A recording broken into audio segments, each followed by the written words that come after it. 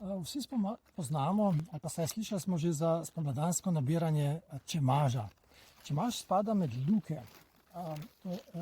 Njegovo latinsko ime je Allium ursinum.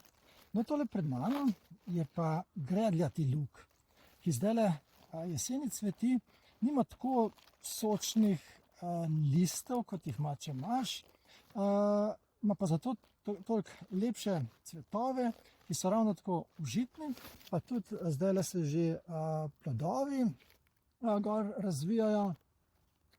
Tudi plodovi so užitni in cvetovi. Cvetovi so zelo primerni tudi za okrasitev kakšnih jedi, sendvičev, solat. In še ena lepa lastnost pri teh lukih je, da skoraj jih ne moremo zamešati s kakšno strupeno rastlino, so dovolj tipični, tudi če ne prepoznamo vrste, recimo tole gredljati luk, so tudi vsi ostali luki užitni in okusni.